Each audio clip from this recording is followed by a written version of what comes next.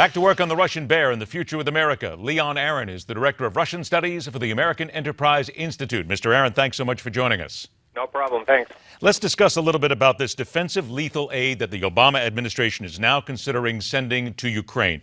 Is this, in your opinion, just an admission, whether or not they want to say it out loud or not, that all the policies up until this point in dealing with Russia have failed miserably and maybe we should have armed the Ukrainians right from the beginning?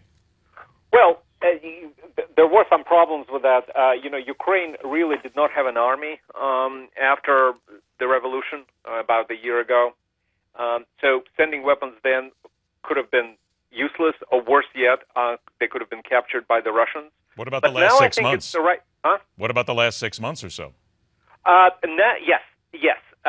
Then the hope was that the sanctions will do the job, that the sanctions will get Putin out of Ukraine.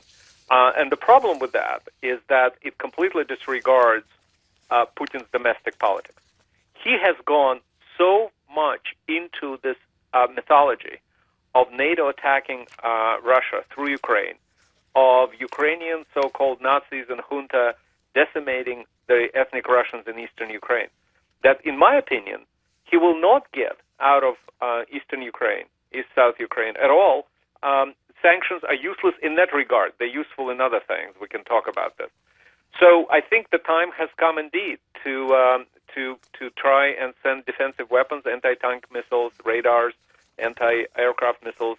And yes, you're right. We may be about 6 months late. But if the sanctions then are useless, and you're saying something that a number of people certainly agree on, if they're completely useless at this point, Putin has basically looked past them. It hasn't changed anything. He is continuing his assault outside of sending weapons or putting military on the ground. Because, again, let's not even look to NATO or the United Nations because they're useless. What do you do? Okay.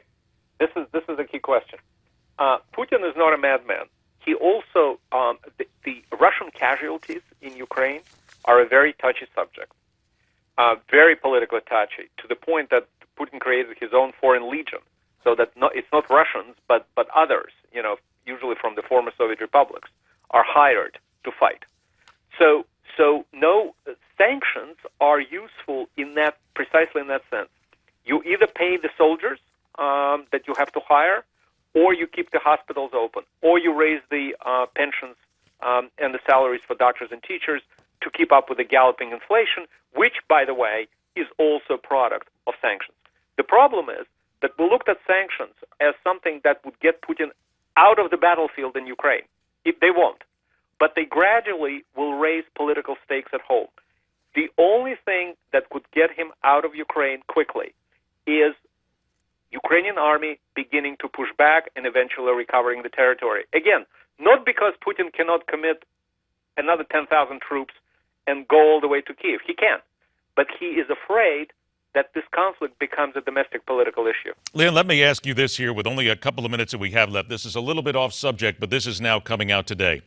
There is a study from the Environmental Policy Alliance showing how tens of millions of dollars from Russian interests, led by Putin and his people, have apparently come through a dark company in Bermuda, through some bundlers, into major environmental lobbying organizations in America, like the Sierra Club, the Natural Resources Defense Council, and the League of Conservation Voters. There are people saying that this proves that Putin is doing what he can to sabotage Keystone and American energy rights so that America cannot use natural gas or anything else against him to make him back down. Does this follow with what you think about Putin, that he would be capable of this?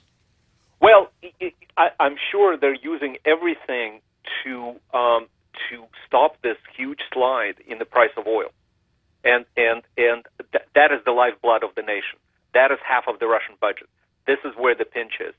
I'm sure they're trying every possible route. I have obviously no information to confirm or deny what you just said. But does it make sense with what you know about Putin? You say he's not a madman. Does it make sense, though, that he would be using as many back channels as possible, knowing that he can't win with his current status, but to try and then back channel and do something against America to bolster himself? Again, let me repeat. Putin is a very rational player. He's not a strategist, but he used every tactic possible to shore up his regime. It's ultimately about staying in power forever. So I wouldn't doubt that option, at the very least, has come to his desk, and he probably signed off on it. 30 seconds left. Staying in power forever? That does seem a little bit psychotic in some ways, a little bit of a madman dictator. Well, we have dictators in the past. Russia, remember, Russia is me, and me is Russia. This is what his deputy chief of staff said. There's no Russia without Putin. And apparently it's going to stay that way. Everybody go ahead and get ready to take their shirts off, because that's what he'll want everybody to do sooner or later. Leon, Aron, we thank you so much for joining us. We'll look forward to talking to you again. Thank you. All right. The president's budget creating lots of discussion, plenty of downright laughter, and the creation of back-channel deals as the right and left battle it out to see who gets the blame, who gets the glory, and what this is all going to do for your wallet. Let's get the debate rolling. The arena's open when MidPoint continues.